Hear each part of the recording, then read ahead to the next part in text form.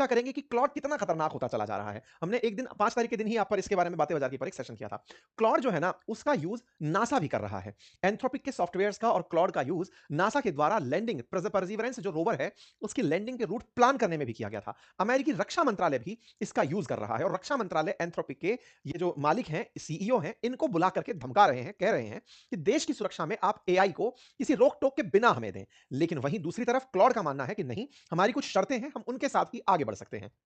लगातार AI companies में open AI हो या एक्स एआई हो, गूगल हो, मेटा हो, ये तो रक्षा मंत्रालय के साथ आगे बढ़ गई, लेकिन अपने नियमों के चलते एंथ्रोपिक आगे नहीं गया। डिफेंस सेक्टर के अंदर जो सर्विलांस सिस्टम होता है, लॉजिस्टिक और सप्लाई चेन मैनेजमेंट सिस्टम होता है, इनमें एआई का भरपूर इस्तेमाल होता है। वेपन सिस्टम और साइबर सिक्योरिटी में इसकी काफी ज्यादा यूज की संभावनाएं हैं।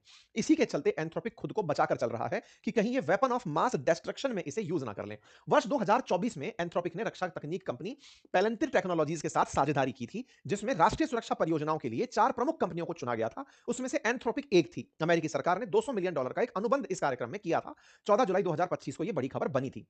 वेनेजुएला के राष्ट्रपति निकोलस मादुरो को जब गुप्त सैन्य अभियान के अंदर उठाया गया था, तब पता चला कि क्लॉड ने ही वो पूरा डेटा एनालाइज किया था जो रक्षा मंत्रालय यूज कर रहा था।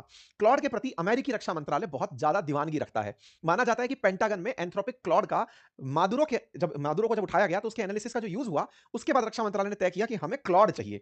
यही कारण है कि पीटर हेगसेथ अमेरिकी रक्षा मंत्री ने इन्हें हाल ही में मुलाकात के लिए बुलाया और कहा कि आप काम अटकाने वाले मत बनो, देश के काम आओ, अपने नियमों को साइड में रखो और हमारे साथ मिलकर काम करो। यह हेडलाइन बनती है कि पेंटागन का एंथ्रोपिक के साथ लड़ाई चल रहा है और उस लड़ाई के अंदर यहां पर समझौते की शर्तें रखी जा रही हैं। सरकार इनसे कह रही है कि आप सुरक्षा मानकों में कुछ कमजोरी लाओ, अदरवाइज क्लॉड को इस प्रकार अगर इस्तेमाल नहीं करने दिया, तो हम आने वाले समय में लोगों के साथ क्लॉड के यूज को रोक देंगे। अगर क्लॉड अपने नियमों को कमजोर नहीं करती है, तो अमेरिकी सरकार अपने प्रतिबंधों में इसे डाल देगी। और प्रतिबंधों में इसे डालने का जो सीधा सा तर्क दिया वो ये कि बोइंग जैसी कंपनियां भी हमारे लिए हवाई जहाज बनाती हैं, लेकिन वो हमें ये नहीं कहती कि इन हवाई जहाजों का हम यूज कहां करें। ऐसे में क्लॉड से ये कहा गया कि आप, ये अमेरिकी रक्षा मंत्री हैं, कि आप हमें ये मत बताइए कि हम क्लॉड का यूज कहां करें, आप हमारे साथ जुड़कर काम करें, अदरवाइज $200 मिलियन का जो हम कॉन्ट्रैक्ट देते हैं उसे रद्द करेंगे। दूसरा, आपको सप्लाई चेन रिस्क में डाल देंगे, जो हमने रशिया और चाइना की कंपनियों को डाला हुआ है, भविष्य में कोई आपसे प्रोडक्ट नहीं खरीदेगा। और तीसरा, हम आपको डिफेंस प्रोडक्शन एक्ट के तहत मजबूर कर देंगे कि आपको अपनी सर्विसेज हमें देनी ही होंगी। जैसे कोविड के समय हमने जनरल मोटर्स को कहकर वेंटिलेटर बनाने का काम दे दिया था,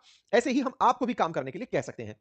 ये राइवलरी फिलहाल हेडलाइन बनी हुई है कि पेंटागन ने एआई की जो फर्म है एंथ्रोपिक, इसको अल्टीमेटम दिया है फ्राइडे तक का, अदरवाइज $200 मिलियन की डील से तुम बाहर हो जाओगे। 25 फरवरी यानी फ्राइडे 2026 की शाम 5 बजे इंतजार है कि क्या क्लॉड अमेरिकी रक्षा मंत्रालय को एक्सेस दे देगा